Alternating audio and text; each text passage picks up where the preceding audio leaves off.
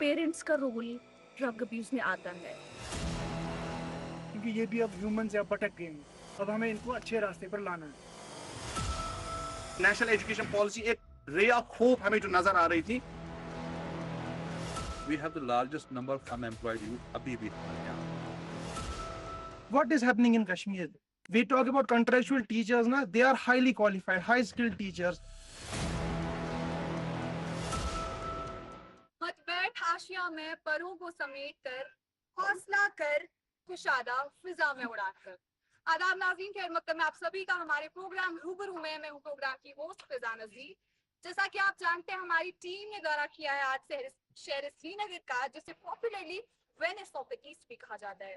नाज़रीन, जहां हर एक डिस्ट्रिक्ट अपने आप को शहर श्रीनगर से कंपेयर करता है, तो वहीं आज हम यहाँ के लोगों से जानने की कोशिश करेंगे कि इन्हें कौन से मसले मसाइल का सामना करना पड़ता है।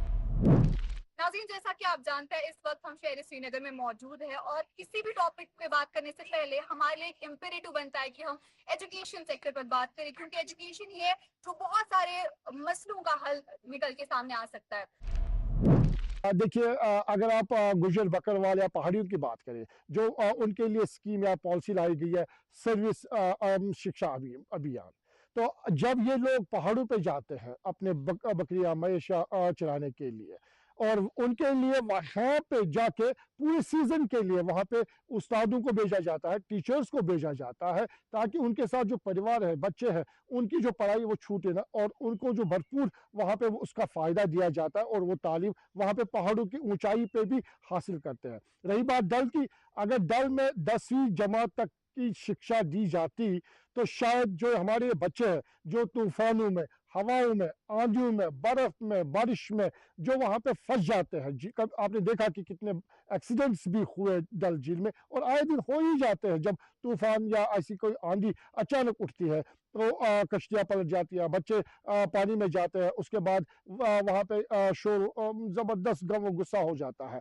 तो ये मद्देनज़र रख के, अगर यहाँ की रियासती सरकार और मरकज़ी सरकार मिल के दोनों यहाँ पे डल में, हमारे डल झील में इस तरह से एस्टेब्लिशमेंट स्कूल्स, जो इंस्टीट्यूशंस है, वो 10वीं जमात तक स्कूल यहाँ पे इंस्टॉल करे या इंट्रोड्यूस करे, मेरे ख्याल से हमारे जो बच्चे हैं उनको पहले यूनिफॉर्म लगाना, फिर कश्ती में जाना, फिर वापस आना, तो ये सारा का सारा टाइम उनको बच जाता, और जो उनकी ज़िंदगी है वो भी महफूज होती।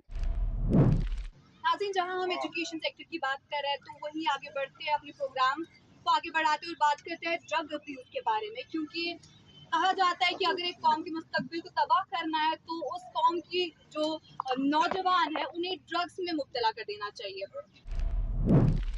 सोसाइटी अगर साथ दे, अच्छा बिहेव करे इनके साथ, तो ये ड्रग अब्यूज जो बीमारी फैल रही है ये ख़त्म हो जाएगी। फैमिली का एटमॉस्फेयर ठीक होना चाहिए, कोलीग्स फ्रेंड्स वो अच्छे होने चाहिए, तो ये बीमारी ख़त्म हो जाएगी।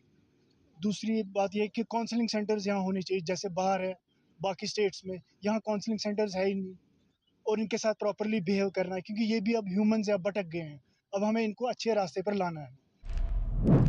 क्योंकि जो कि ड्रग्स का एक मामला है, काफ़ी बड़ा एक इम्पॉर्टेंट इशू है। लेकिन मुझे खुशी है कि कश्मीर में जिस हवाले से जम्मू कश्मीर पुलिस हमारी one of the best police है, काफ़ी अच्छा रोल इसमें अदा कर रही है। आए दिन आप देखते हैं कि जो ड्रग पेडलर्स हैं उनके खिलाफ कार्रवाइयाँ अमल में लाई जा रही है। कई ऐसे अफराद को जिसमें इन्वॉल्व है, ऐसे माफिया चला रहे हैं, उनको गिरफ्तार किया गया है। लेकिन साथ ही साथ मुझे खुशी है कि हमारी जो देश की आर्मी है, जो न सिर्फ हमारी सुरक्षा के हवाले से, बल्कि इस ड्रग्स के हवाले से जो अवेयरनेस प्रोग्राम के हवाले से भी काफ़ी प्रोग्राम ऑर्गेनाइज करवा रहे हैं, उस पर बात कर रहे हैं, जो कि काफ़ी खुशी की बात है। लेकिन मैं समझता हूँ समाजी सतह पर हम सबको चाहिए, यहाँ की जो कश्मीर की लोकल इंतजामिया कमेटीज़ होती है, मस्जिद कमेटीज़ होती है, मोहल्ला कमेटीज़ होती है, उन सबको चाहिए कि मिलकर जो है इस मंशियात के हवाले से बात करें, ताकि इस मंशियात की बिद्दत को हम जो है कश्मीर से जल्द बाहर निकाल सकें। सो आई थिंक हम सब ने बहुत देख लिया, जान लिया पिछले पोस्ट कोविड, हम सब ने एक्सपीरियंस किया कि हाँ, ड्रग्स तो ऑन पॉइंट है, ड्रग्स फैल चुका है, ड्रग्स की बहुत बात हुई, कहाँ कहाँ है, किस तरीके से ड्रग्स आ रहा है, अब हम सब अवेयर हैं। But now, since from a psychologist's point of view, the only thing that comes up in my mind is that what is the solution now? हम सबके दिमाग में होगा। जनरली जब हम बात करते हैं ड्रग्स की, पहले हम देखते हैं शुरू कहाँ से होता है। जैसे हमने अभी एजुकेशन की बात की, मुझे लगता है कि जब हम एजुकेशन की बात करते हैं, जो सबसे पहली बड़ी बात आती है वो आती है हमारी स्कूलिंग की। स्कूलिंग कितनी ज़्यादा इम्पोर्टेंट है। अब अगर आज हम कश्मीर की बात करें, हमें पहले पता थी ट्रेडिशनल ड्रग का यूज़ होता था, जिसमें हम ओपियोइड देखे, हीरोइन देखे, ये सारे ड्रग्स थे। इनको ट्रेस करना बहुत आसान था। बट अभी recently from a psychologist, from a research point of view, जो हम सोसाइटी में आसपास देख रहे हैं, आजकल पॉली ड्रग अब्यूज़ बहुत ज़्यादा फैल चुका है। Now the question will be, what is the poly drug abuse? ये इस तरीके का अब्यूज़ है जो हम नॉर्मल दवाई लेते हैं, चाहे हम किस तरीके से प्रेस्क्रिप्शन लाए, चाहे हम किस तरीके से अपनी सेल्फ हीलिंग करें। तो और ये इस तरीके का अब्यूज़ है जो हमारी सोसाइटी में फैला हुआ है, जिसका कोई ट्रेस नहीं है, जिसकी कोई मॉनिटरिंग नहीं है, जिसकी कोई भी तरीके से हम लोग स्क्रीनिंग नहीं कर सकते। जो ड्रग है वो बहुत हार्मफुल थिंग है बॉडी के लिए, और वो जो पी रहा होता है ना ड्रग, वो उसके लिए ज़्यादा, सिगरेट जो पी रहा होता है ना इंसान, वो उसके लिए ज़्यादा हार्मफुल नहीं है, जो उसके साइड में बैठा होता है उसके लिए वो ज़्यादा हार्मफुल है। और मेरा जो ग्रैंडफादर है वो भी बहुत स्मोकिंग करता है। हमने उसको बहुत बार कहा है, मेरे फादर ने और हमारी फैमिली मेम्बर्स ने भी कहा है कि ये नहीं करना चाहिए, वो नहीं मानता है। और वो जो हमेशा होता है वो घर में बैठा होता है। घर में बैठने से इंसान कुछ नहीं सीखता है, बाहर निकलने से इंसान सीखता है।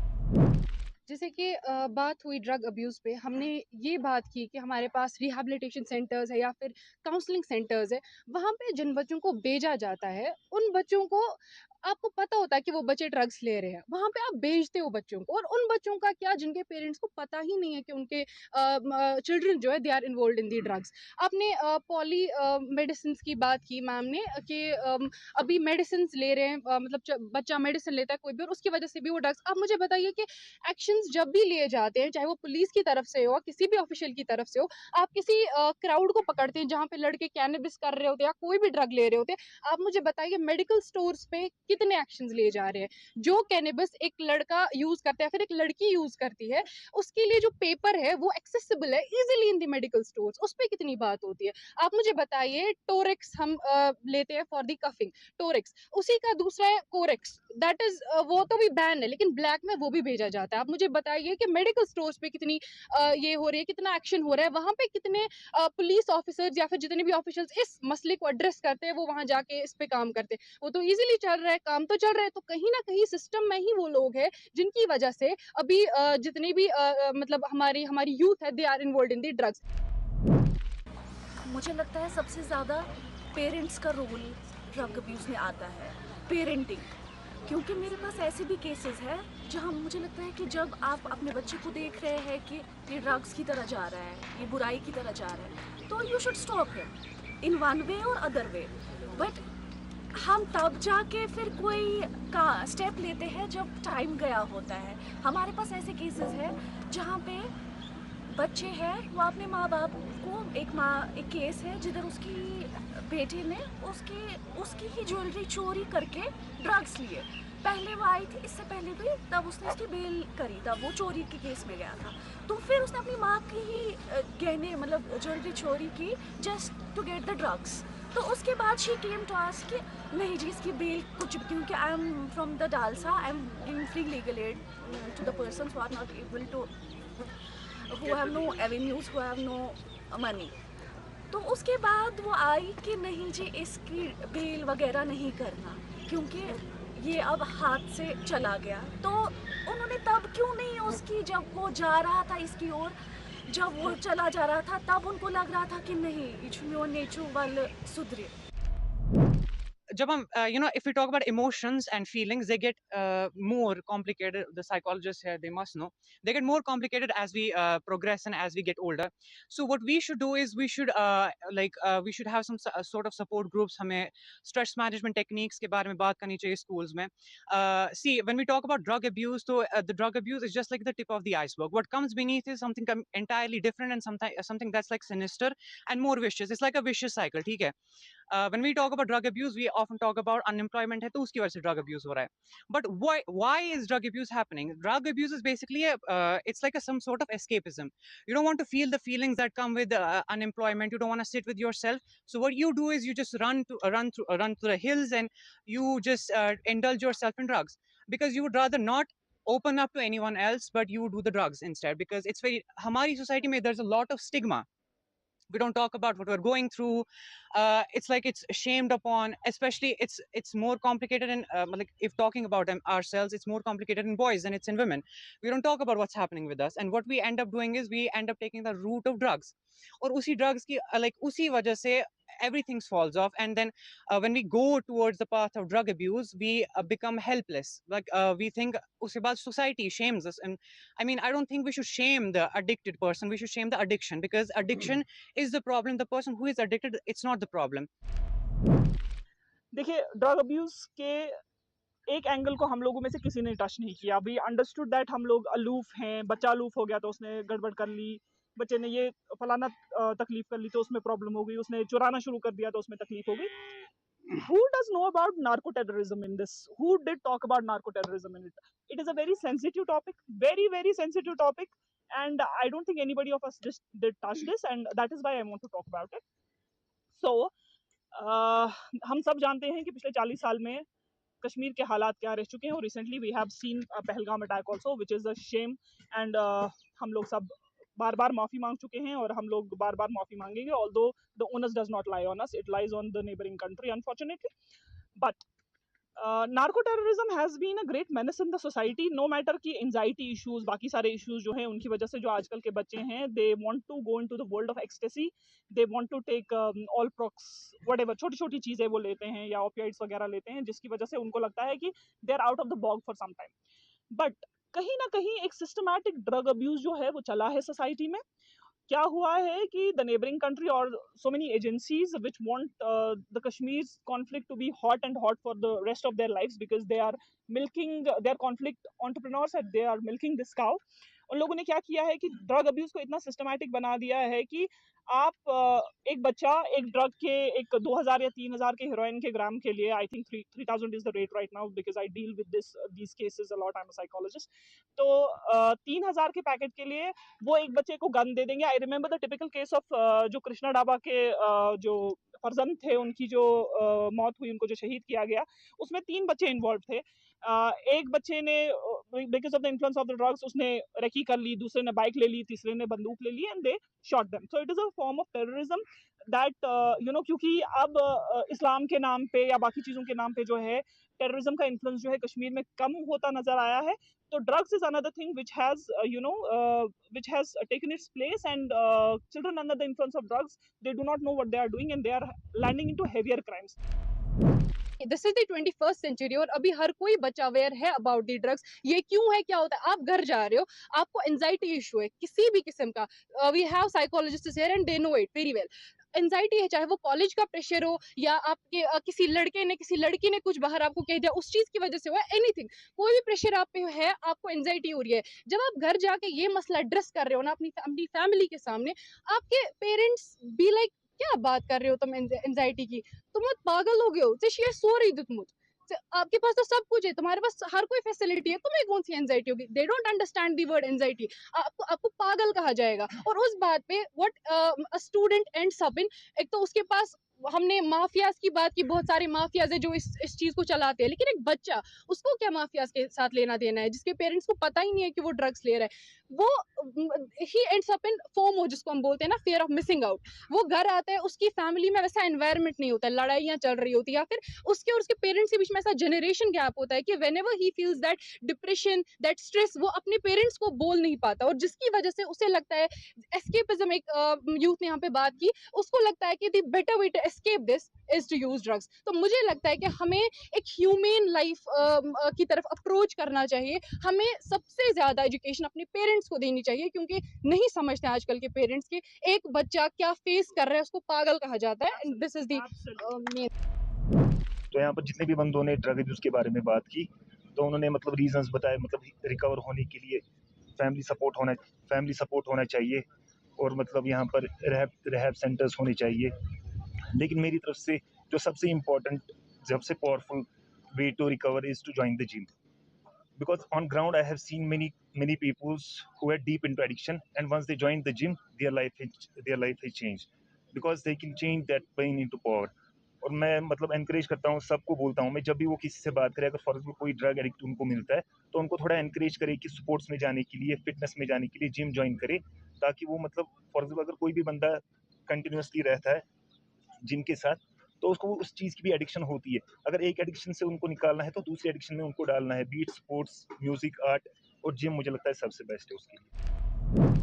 यहाँ पे हर एक ने बात की ड्रग्स पे, तो मेरा बस एक छोटा सा सवाल है सबसे कि जब आप सब लोग घर जाते हैं तो क्या आप सब लोग अपने माँ बाप या अपने बहन भाई जितने भी हैं, क्या आप सब लोग अपना फ़ोन साइड में रख के अपने बहन भाई या अपने माँ बाप से बात करते हैं? बस मेरा पहला ये एक सवाल है, मैं सबसे पूछना चाह रही हूँ कि क्या आप लोग अपना फ़ोन साइड पे रख के अपने बहन या अपने भाई या अपने माँ बाप से पूछते हैं कि दिन में आज क्या हुआ या मेरे साथ आज दिन में क्या हुआ? तो अगर हम देखें जो ये मोबाइल एडिक्शन है, जब इंसान मोबाइल एडिक्ट हो जाता है, फॉर एग्जांपल अगर लास्ट टाइम देखें तो लॉकडाउन हो गया था, लॉकडाउन में इंटरनेट कनेक्शंस नहीं थे, तो जो लोग फ़ोन एडिक्ट थे, अगर आप देखें तो वो भी ड्रग एडिक्ट बन गए फिर। क्यों? क्योंकि उनको लगा कि हमारा कोई नहीं है। वजह ये थी कि उन्होंने कभी किसी से बात की ही नहीं। तो अगर हम देखें जो अभी हम कितने सारे, अगर हम कितने भी ऑर्गेनाइजेशंस चलाए ना ये कि ड्रग को ख़त्म करना है, टोटली हमें ड्रग्स को ख़त्म करना है, नहीं हो पाएंगे। मैं गारंटी देती हूँ कि नहीं हो पाएंगे ख़त्म। जब तक हम इसकी बेस पे नहीं पहुँचेंगे ना, तब तक ख़त्म नहीं होंगे। और रही बात, अगर हम ये ना देखें ना कि सबसे पहले अगर मैंने यहाँ पे इतने सबसे मैंने अभी बहुत सारे लोग मुझे देख रहे होंगे इस टाइम पे, और आप सब लोग भी सुन रहे हैं मेरी बात इस टाइम पे, तो मैं आप सब लोगों से कहना चाहती हूँ कि जब आप घर जाए तो घर में देखें किसी अपने में देखें कि इसका बिहेवियर चेंज तो नहीं है ना। अगर उसका बिहेवियर चेंज लग रहा है तो बात करके देखें, मे बी आपकी वजह से उसकी जिंदगी बच जाए। जब आप उससे बात करते हैं तो उसको लगता है कि नहीं मैं ओंती छुका। I will just try to connect my dots where I have left it. That education is the solution to all the problems. Now, how I can relate drug abuse and education, right? Because lot of talk about agreements and disagreements are of every panel, and most of you, whatever you talk, having my 20-year experience, I could say that most of you are right most of the time, and you talk about the like things you face in the society. But one thing which I want to tell you all, that how many of you know that what is the percentage of students that are into the drugs? Number one, I don't want answers because this is not a question answer session. Point number two, how many of us prepare our students, prepare our kids for job? Like even if our chief minister or anybody he talks about, they talk about job. And if there is no job, there is depression. And if there is depression, escapism. And if escapism, it is drugs. So I am coming back to my point that I am trying to connect the dots. Our society, our education institutions, right? Not most, all of them prepare a student for the job. Though they should not prepare it. Like my dear friend rightly said that we are not able to produce, forget about the Nobel laureates. We are not able to produce a scientist, simple scientists. It's not that Kashmir doesn't have scientists. If there are few, they are working in some other country for some other, for working for because of the better life, because of their GDP, and there are many other things. But the important thing is that I prepare my kid to get a position in the 10th class board. I prepare him to get 90% marks. I prepare him to get the topper in the class. But what if he doesn't get it? What will he do? Where will he go? It is the society that is actually promoting the drug into the society. It's us. It's me as a parent. It's me as a teacher. Because we are actually far, far, far away from our own responsibilities. Whenever you feel anxious, try breathing rather than breathing, basic long breathings rather than going to Alproxin, going to sublingual medicines. Simple breathing, simple meditations, not chanting Om, not chanting Allah, just focusing on the energy of the environment. That is what we do not want to do. आज की generation जो है ना, Netflix और बाकी चीज़ों की वजह से ना बहुत ही पेटरनाइज हो गई है। हम लोग आपसे शायद 8 साल 9 साल बड़े हैं, हमारे को भी एंजाइटीज होती थी। ऐसा नहीं है कि सिर्फ इस जनरेशन को बच्चे एंजाइटी होती है, एंजाइटी हम सबको हुई है। We have all in our own lives felt anxiety, but the patronization of the anxiety because of several OTTs and everything has made us so weak in our resolve, so weak into ourselves. We cannot blame everything on government, on parents, on society. We have to see कि हम लोगों का influence कहाँ से आ रहा है, कि हाय मैं तो मर गई, हाय मेरा मुझे एंजाइटी हो गई एंड अब मुझे सबलिंगुअल मेडिसिन या ओपियोइड्स या एल्प्रोक्सिन या जो भी पॉली ड्रग्स वगैरह का जो है अब्यूज करना है. There is our own resolve in to all this. Where do we understand that in the end at the end of the day we are hurting ourselves. So before blaming your parents, before telling others that they do not understand the set of conditions they are, we need to understand that sometimes these conditions, these set of conditions are self-made, and this self-made bog has to be come out of. It is me speaking as a therapist, otherwise I would not have commented on something personal. तो कश्मीर में जो हमारे नौजवानों में ये नासूर बढ़ गया, ये बीमारी जो इस वक्त फैली है पूरे कश्मीर में, जिसमें इस बीमारी ने बहुत सारे हमारे नौजवानों को लपेट में लिया है. आपने देखा होगा कि आज के इस दौर में हमारे जो नौजवान हैं वो कहीं पे भी जाके ड्रग्स का इस्तेमाल करते हैं और ड्रग उनको बड़ी आसानी से मिलती है. अब कहाँ से मिलती है, कैसे मिलती है, वो अलग बात है. लेकिन जो पहल यहाँ पे जम्मू कश्मीर पुलिस ने शुरू किया, और उसके लिए मैं दिल की गहराई से जम्मू कश्मीर पुलिस को सल्यूट करता हूं कि जहां पे भी उनको कोई भी ड्रग पेडलर मिलता है जो ड्रग्स बेचता है, उसकी जो प्रॉपर्टी है वो सीज की जाती है. ये सबसे बढ़िया, बहुत ही उम्दा किस्म का स्टेप है. तो इस तरह से जो ड्रग पेडलर्स है उनका जो रेशो है, उनकी जो गिनती है वो आहिस्ता आहिस्ता घटने लगी है. लेकिन कमबख्त अभी भी जिंदा है. कुछ ऐसे लोग हैं जो अभी भी इस ड्रग्स को इस्तेमाल करते हैं, हमारे नौजवानों में बेचते हैं. तो ऐसे जो बाकी बचे हुए ड्रग पेडलर, उनके साथ भी वैसा ही व्यवहार करना चाहिए. नाज़रीन, प्रोग्राम को आगे बढ़ाते हैं और बात करते हैं वुमेन एम्पावरमेंट के बारे में, क्योंकि हम देखते हैं कि दुनिया की आबादी में ज़्यादा से ज़्यादा आबादी तो औरतों की ही है, लेकिन मेजॉरिटी में होने के बाद भी एक औरत ही है जो हमेशा ऑप्रेस और सप्रेस होकर रह जाती है. तो जानने की कोशिश करूँगी यहाँ के लोगों से इनका क्या पर्सपेक्टिव है वुमेन एम्पावरमेंट के बारे में, और क्या अवेन्यूज़ और रिसोर्सेज हम औरतों के लिए रख सकते हैं जिससे वो एम्पावर होंगी एक्चुअल सेंस में.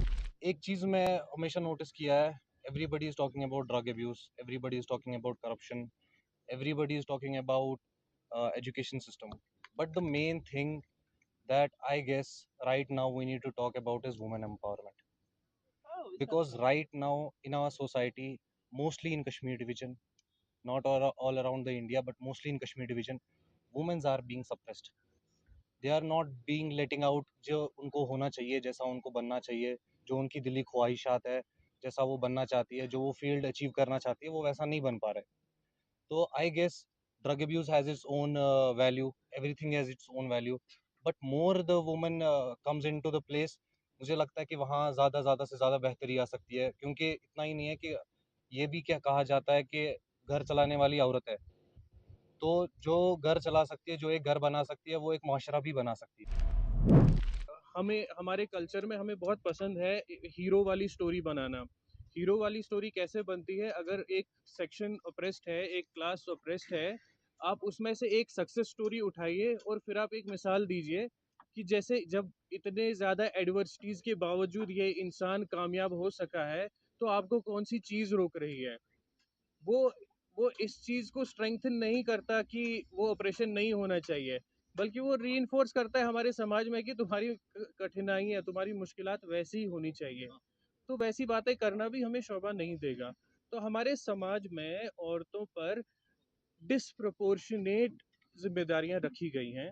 सबसे पहले एक्सपेक्ट किया जाता है घर का काम भी करे, स्कूल भी जाए, क्योंकि हमारा अब इंडिया शाइनिंग का प्रोपेगेंडा है, तो वो स्कूल भी जाए, पढ़ाई करे, उसके बाद जॉब भी करे. लेकिन जॉब मतलब इतने ज़्यादा वेरिएबल्स उसमें आ जाते हैं कि इसकी रजामंदी के साथ जॉब करे, इसकी रजामंदी के साथ जॉब करे, उसके बाद वो कमाए भी, या अगर वो एक हाउसवाइफ भी है तो हमारा जैसे कि EPW में मैंने 1-2 साल पहले पढ़ा था कि 27% workforce which comprises of women India में काउंट ही नहीं होता कि उनका GDP में क्या कंट्रीब्यूशन है. क्यों? क्योंकि वो घर पे हैं and they are enabling people which is men to work outside. So वो जो एक अनपेड वर्क का कल्चर है, जहाँ हम अपनी वुमेन को वो एक तो पहले वो चॉइस नहीं देते हैं, वो ऑटोनॉमी नहीं देते हैं कि वो खुद से चूज करे कि वो क्या काम करेंगी, और दूसरा फिर उसके बरक्स हम वो क्या कहते हैं उसको उस चीज़ का श्रेय नहीं देते, वो क्रेडिट नहीं देते उस काम का.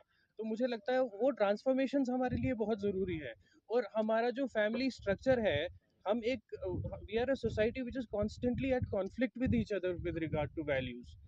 अब बहुत ज़्यादा तल्ख़ बातें हो जाएँगी और सेंसिटिव बातें हो जाएँगी, खैर मैं वहाँ जाना नहीं चाहूँगा। लेकिन मैं फिर वही कहूँगा, ऑटोनॉमी, जो पर्सनल ऑटोनॉमी है उसको रिस्पेक्ट कीजिए और जितना ज़्यादा हो सके आप इक्वालिटी लाइए। देखिए, आपका एक वर्ल्ड व्यू हो सकता है कि औरत का ये रोल है और मर्द का ये रोल है, और मैं उसमें नहीं जाना चाहूँगा। लेकिन वो औरत अगर उस चीज़ से खुद इत्तेफ़ाक नहीं रखती, या उसके आपने वो सर्कमस्टेंसेस ही नहीं रखे हैं कि वो एक इन्फॉर्म्ड चॉइस कर सके, तो वो एक नाइंसाफ़ी होगी जो आप उसके साथ नहीं कर सकते हैं। उसके बुनियादी इंसानी हुकूक के खिलाफ है। First of all, we have to see and think why are there laws which are protecting the women, because there are multiple laws which are protecting women because women is the weaker section of the society. We see on daily basis in courts there are rising cases of domestic violences. The domestic violences cases, they are rising because the domestic violence is being committed upon a woman. So we should keep it in mind that it is with regard to the husbands, or with regard to the brothers, with regard to the fathers who are committing domestic violence upon a woman. See, we are talking about women empowerment. Women empowerment, it also comes into that spectrum that if we commit domestic violence upon a woman, that man will land in jail, and he will be in a problematic life thereafter. It is a warning. So I have been a survivor of domestic abuse. The scars still lie on the face, and I am proudly out of it. But what do we do about it? मैं ये नहीं कहूँगी कि मेरे एक भाई ने यहाँ पे पॉइंट आउट किया कि जो हमारी औरतें हैं वो घर में अनपेड जॉब्स करती हैं और उनका कोई कंट्रीब्यूशन नहीं है। मैं आपको बताती हूँ, I am in government sector. मेरे साथ मेरी ही एक कलीग है, she is an educated woman, her husband is nothing but a salesman, she is a government employee, she is earning well, she is doing well. उसके साथ domestic abuse हो रहा है, उसको थप्पड़ चांटे लाते मारी जा रही है। This is not because of women do not work, women are overburdened. एक तो वो बाहर का काम भी करेगी, एक तो वो घर का काम भी करेगी, वो जो है वो मजदूर बनेगी घर बाहर। मर्द सुबह 8 बजे या 9 बजे ऑफिस के लिए निकलेगा तो वो 7 बजे उठ के फजर में भी 4 बजे फजर उठ के फिर से सो के फिर उठ के चला जाएगा, है ना, और व्हाटएवर रिलीजन दे फॉलो, पूजा पाठ करके चला जाएगा। औरत को घर का काम भी करना है, उसको बाहर का काम भी करना है, और उसको फिर वापस आके बच्चे भी देखने हैं और उसको सारा कुछ संभालना है।